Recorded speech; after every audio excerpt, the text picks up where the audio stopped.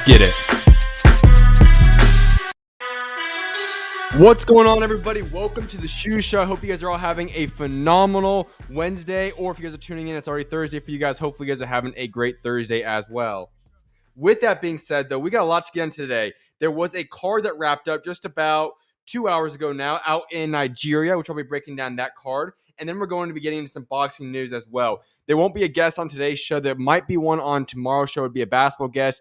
I do have a few different guests booked for next week, though. So we hopefully will get back into a little bit of a role in terms of guests going on next week. But with that being said, though, we still got a lot to get into on today's show. So to kick off this show, though, as always, if you guys have any comments, questions, topics for me to discuss, or anything you guys want to say on the show, make sure to leave it in the chat, and I will address that as I go throughout the duration of the show. Your comment will also pop up on the screen so you guys can see it there as well.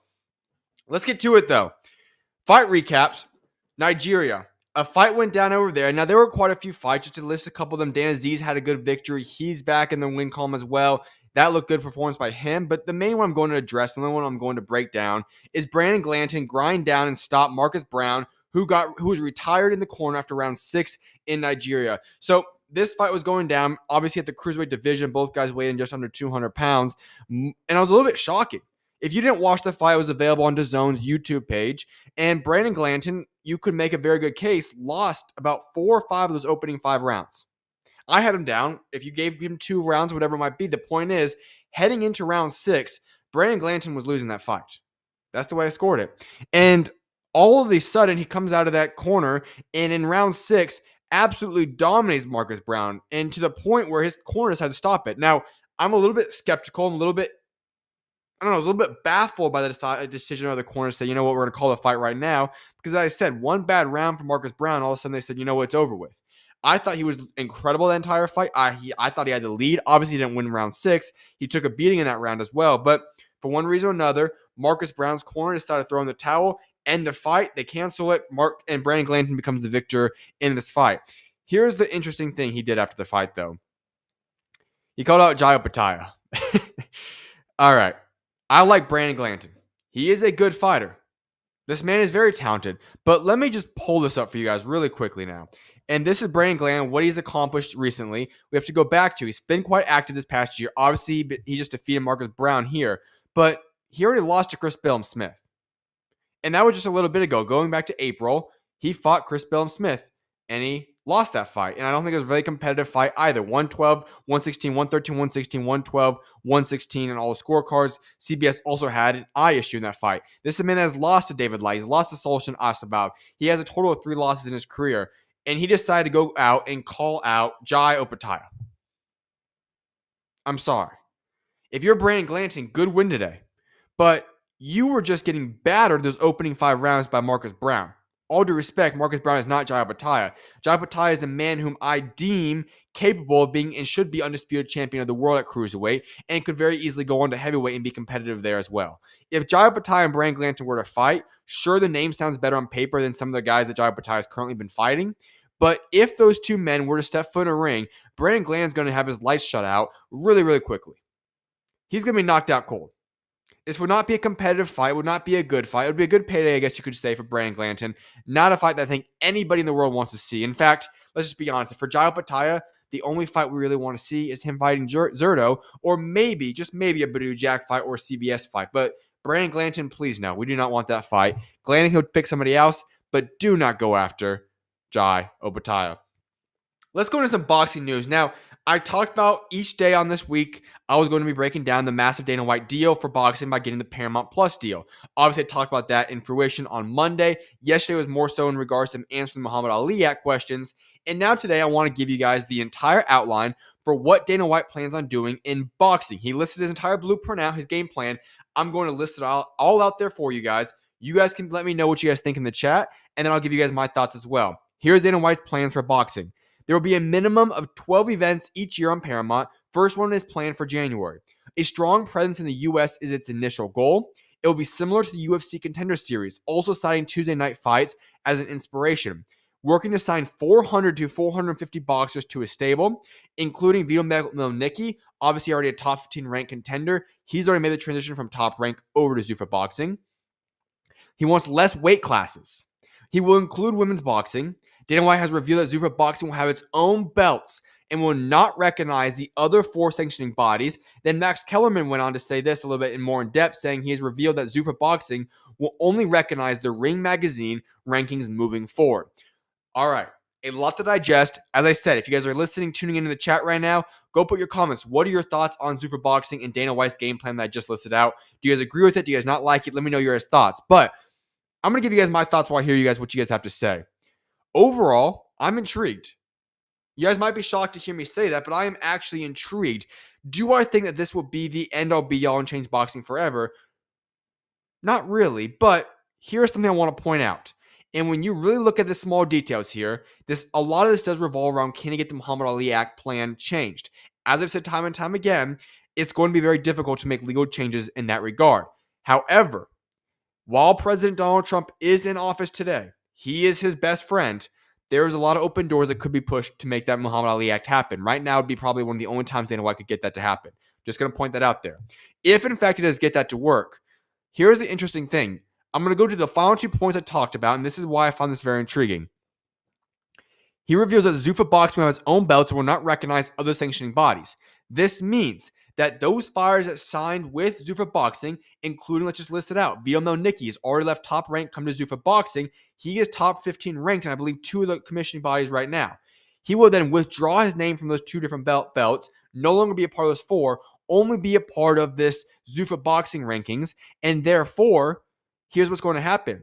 As he builds himself up, or whoever these 400, 450 fighters are, as they build themselves up, what are they going to do? They then get promoted to Turki Al-Sheikh's Ring Magazine cards and have the big Turki Al-Sheikh, Riyadh season cards. This seems to be the game plan. And here's what I'm very intrigued to see what's going to happen. If it ends up becoming something where the only way that you can get onto the Ring Magazine's top 10 contender list or have a Ring Magazine belt is by going through Zuffa Boxing and Dana White's promotional company, then this is going to have a chance to completely change the entire landscape of boxing, because you're essentially creating a monopoly. When you know that the Ring Magazine belt is the most prestigious belt in all of boxing, that is the belt that everybody is going for and is recognized as the best fighter in all of boxing. When you place yourself in a position where the only way to attain that status is by going through Zuffa Boxing, that all of a sudden eliminates the necessity and the reasoning to go for the other 4 commissioning bodies. If this plan does work out, we have a situation at hand where we have all 4 of those belts essentially in a certain way become useless to a certain extent. And on top of that, all those other promotional companies are kind of left empty-handed, because what else are you going to do? Dana White's the only one with the Zuffa Boxing belt. How else are you going to attain that without your fighters leaving you to go join Zuffa Boxing? This is a lot of pieces that have to happen here, but this is something to really keep an eye on, because I believe that this is the only way for Dana White to eventually attain his dream desire of creating a UFC, in a sense, in terms of the organizational structure for boxing. It is a very hard thing to do. Lots of pieces have to fall into place, but this is the pathway that Dana White will have to take if he wants to make that come to fruition, as well as Turki Al-Sheikh. And the point of the fact of the matter is this: there's a chance it does work. There's a legitimate chance that this happens. I think it will take a long, drawn-out process of possibly 2, 5+ years. But if Dana White stays invested in this, Turki Al-Sheikh's money is backing it, we could see in 5 years, there's a hypothetical chance that we have only 1 belt. And that would be huge for boxing. And I would like that. Now, obviously, you look at the other side of that. What are we going to look at in regards to fighter payments? How is that going to be looked at? So on and so forth. That's where things get very challenging. However, in terms of Dana White's plan, there is a chance that it happens. And also in terms of eliminating the 4-belt era, that could hypothetically happen. There's a lot of pieces that have to happen here. But here's the downside. If all those things do not happen that I just talked about, all the way down to Donald Trump helping change the laws and legal system of the Muhammad Ali Act, we have a chance where instead of trying to get down to 1 belt, we could be in a position where we now have 5 belts. Obviously, the 4 in place right now, as well as the Zuffa Boxing belt. If that ends up happening, and Zuffa Boxing just becomes this other promotional company and organization belt, then we have problems. Because then we're entering a 4 or 5 belt era, and I don't think anybody in the boxing world wants us to be in a 5 belt era. So lots of things happening here. It's just going to be a situation we have to sit and wait. There's nothing we can do about it. This will take a long time. As I said, 2 to 5 years until I think this could actually happen. But that's Dana White's plan. We'll see if it ends up coming to fruition, but that is what he wants to accomplish. And I think that there is a pathway to making it happen. but it's going to be very tricky and challenging for it to occur. And there's a good chance that we possibly end up in a situation where we're now entering a 5-belt era, which is not good for boxing. I've alluded to rumors in this regard quite a few times now leading up to the situation. However, it's now confirmed. Rafael Espinoza is expected to defend his WBO featherweight title on November 15th in San Luis Potosí, Mexico, with Arnold Kenhagi in potential opponent. Landolfo Delgado, Gabriel Valenzuela, IBF Super Lightweight title eliminator, Emiliano Vargas, and Richard Torres Jr. are expected to be on the undercard. This will not be a top-ranked official card. It will be something where they co-promote it with another company, but that is what's going to be in store for this card. Here's the one I really want to emphasize and discuss in depth with you guys, though. Richard Torres Jr. will have the opportunity now to fight Frank Sanchez in an IBF heavyweight final eliminator. The title is currently held by Alexander Usyk. Here we go. I talked about this on yesterday's show when I said, once again now with Mosi Toma deciding not to take the fight against Frank Sanchez, we're in an interesting position. F.A. Jogba, Mosi Toma, and I believe 4 or 5 other names have now turned down the IBF title eliminator with Frank Sanchez to go on to move on to other fights. Now it's put certain guys in position. I said this on yesterday's show that we could see a young fighter possibly get a interim or a mandatory title fight shot against Frank Sanchez if they play the cards right. The rumors are now pointing to this, that Richard Torres Jr. will have that opportunity. If you're Richard Torres Jr., you better go take that fight. No ifs, ands, or buts about that. The reason some of these guys don't want to take that fight is because there are bigger paydays available for themselves other than fighting a guy like Frank Sanchez when you do not know what's going to happen with the IBF and any of the belts with Alexander Usyk currently holding them all. So, if you're Richard Torres Jr., you know that Frank Sanchez is a good fighter. But I think we can all universally agree here that Frank Sanchez is not in that top echelons of heavyweight fighters. He is significantly below them. Maybe he's top 10, but it'd be right on that fringe of the top 10 group right now in my eyes. And if you're Richard Torres Jr., this is your best opportunity to catapult up the rankings and put yourself in title competition and contendership and get more big fights. So if you're Richard Torres Jr., stop going with your whole development plan that you currently have in place, and I would jump at the entire opportunity, no matter what it takes, to land this fight against Frank Sanchez. I think it would do wonders for his career. If he loses the fight, so be it. You move on, you rebound, and hopefully get yourself back, and you can rebuild yourself back up. If you win the fight, you now put yourself in position to fight for a world championship eventually. Who knows when it's going to happen, but you're in that position, or at the bare minimum, you get another big fight now against another top contender at the heavyweight division. The experience and the opportunity outweigh everything else on the table. So if Richard Torres Jr., this is the type of fight that you should dream about, that you hope would fall into your lap. It has now done so. So if you're Richard Torres Jr., he should jump at the entire opportunity to go take this fight because it would do wonders for his career. Here's a fun opportunity for you guys I want to talk about. Caleb Plant made a statement alluding to the fact that he wants to come back into boxing, he's ready, so on and so forth. And I'll just throw this out there real quickly. We go back 6 months ago. Before Caleb Plant lost to Resendez, before Edgar Berlanga got sparked lights out by Hamza Shiraz. Do you guys remember the big fight we were talking about? I do. Caleb Plant, Edgar Berlanga. This was always the fight we've been wanting for about the past year, or maybe 18 months even. Well, all of a sudden, Caleb Plant lost, and he's not going to have this Charlo fight, and ultimately, we don't know what he's going to do. And then Berlanga got knocked out by Hamza Shiraz. And so, both these two guys with big names, a great accomplishment, solid guys at 168, are kind of in this weird positioning and spot now in their careers. Neither one's anywhere near contendership right now, but they also have big enough names where they can go get a big payday. So I propose this opportunity to both Hamza Shiraz and Caleb Plant. It's time. If you're Caleb Plant and you're Edgar Berlanga, this is the time that you look at each other and say, you know what? We're both in pretty similar situations right now. We're about 2 or 3 fights away from being in title contendership. And I want to make some money, don't you? If these two guys were to come together, they would have one of the most anticipated, fun, building up fights in all of 2026 if that's when the fight goes down. This would be a fight that everybody would get behind. If those two guys announce right now that they will fight each other, people would forget about what's happened recently, and we would go into the build-up process for what would be a legendary build-up for this fight. Two guys in similar positions at the same weight class that have bad beef with each other, have history together. They would make great money, equal opportunity for both guys to possibly work themselves back up in the rankings. If I were these two guys, I would go make this fight. It makes too much sense for both guys. I think all boxing fans want to see it.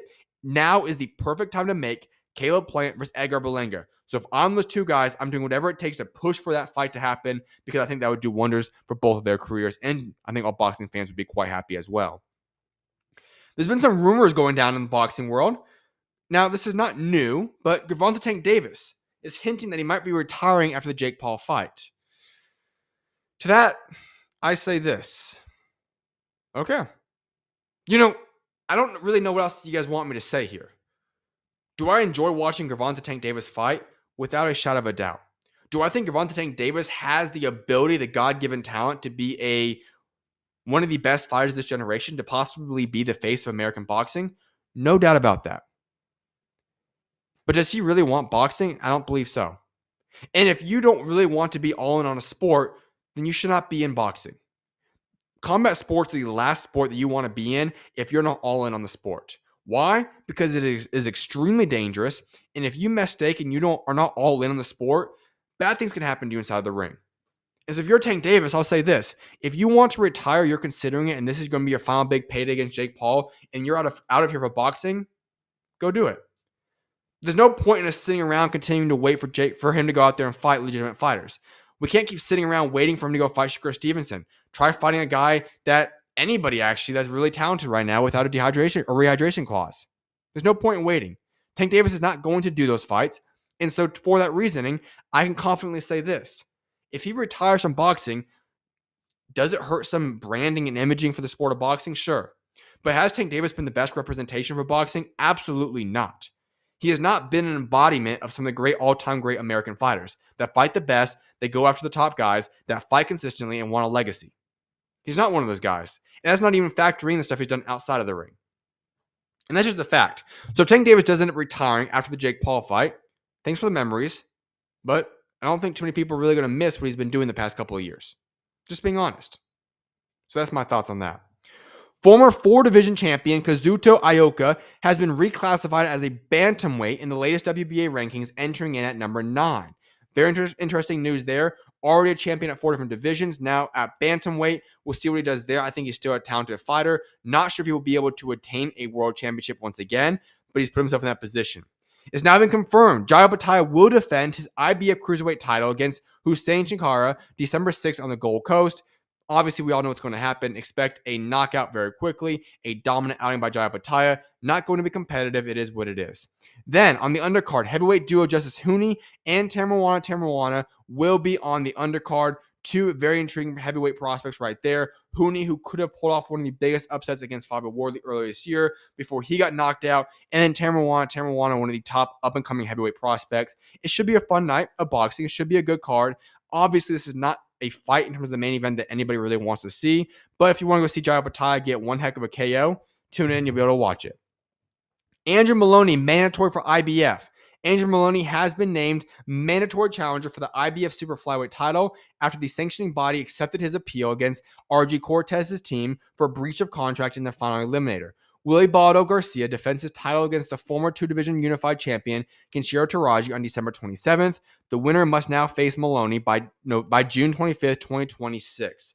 So good for Andrew Moloney. Obviously, that was an interesting situation that happened there with the entire RG Torres fight. Now he has an opportunity to go fight for a world championship again, and he should get the opportunity no later than June 25th of 2026. With that being said, I don't see any more comments in the chat, so I'll be wrapping up tonight's show. We will be back live tomorrow, possibly with both a basketball and boxing show.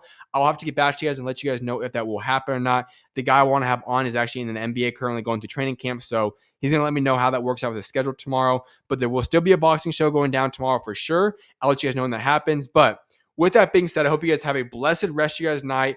I'll see you guys back live tomorrow. May God bless you guys all. And with that being said, SchuZ out. I'll see you guys tomorrow. God bless you guys.